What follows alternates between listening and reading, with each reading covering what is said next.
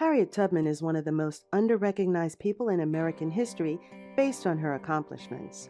Known as a human rights activist, humanitarian, and women's rights champion, however, throughout her life she assumed several daring and incredible roles. Most people know her as one of the most famous conductors on the Underground Railroad. But what most people don't know is that she was also a nurse, Army spy, and scout who was involved in one of the most important raids in the Civil War.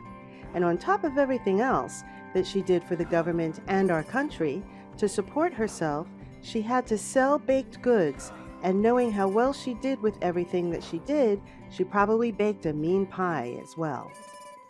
Most of her life Harriet spent in the North, yet it's her time and most importantly her work in the low country of South Carolina, and especially on Hilton Head Island, that really deserves recognition.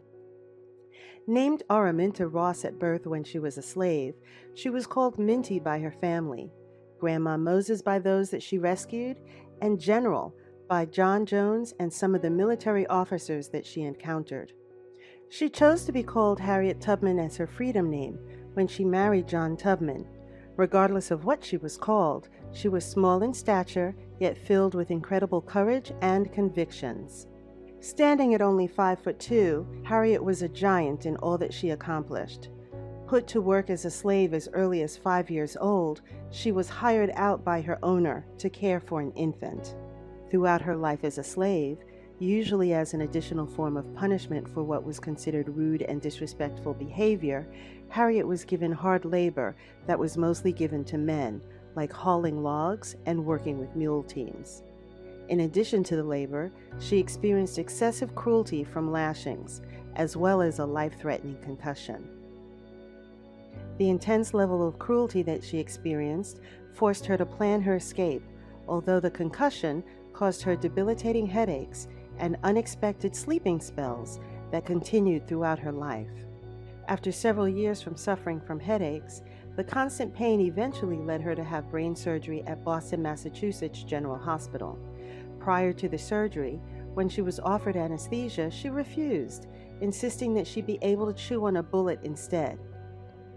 It has been said that she chose to depend on her incredible grit, as well as memories of the amputated soldiers that she nursed during the war, who also refused to accept anesthesia. It was that kind of strength and determination that enabled Harriet to make 13 trips south and free 70 enslaved relatives and strangers.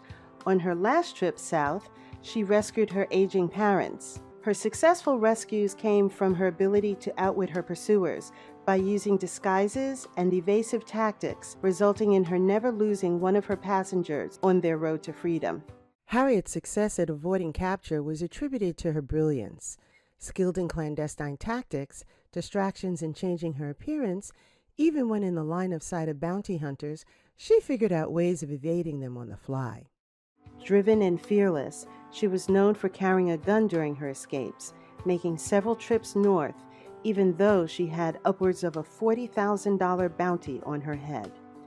Unable to understand the wanted posters, she was still successful leading them to freedom because she executed her raids only on weekends to avoid the runaway information that was being spread by the newspapers, as well as only going during the winter months when less people were traveling. Navigating through the woods at night and through thick underbrush was extremely difficult. However, Harriet was taught how to survive by living off the land by her father and grandmother, and her enslavement labor of walking into wet marshes to check on muskrat traps taught her how to be comfortable outdoors and recognizing nature's different sounds. Trip after trip, she learned to improvise and become very handy, able to utilize what she could find. Her knowledge of the region and its wildlife were elements that she would often use to her advantage. Several bodies of water were between enslavement and freedom, which meant that crossing rivers and creeks successfully required understanding depths and tides, as well as helped her wash off the scent of her passengers. Knowing that moss only grows on trees facing the north enabled her to feel what direction she needed to take in the darkness. Mimicking different bird sounds, especially owl calls, to signal passengers helped them to avoid suspicion. Tubman could identify the Big Dipper and the North Star, which guided her all the way to Canada.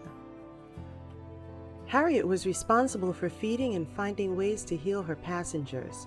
Winter travel might have made foraging difficult, but she was quite proficient at keeping them fed.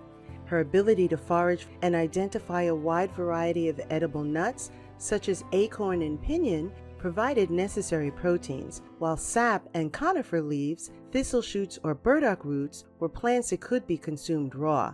She became highly skilled as a herbalist, carrying herbs with her for pain relief and to clean wounds.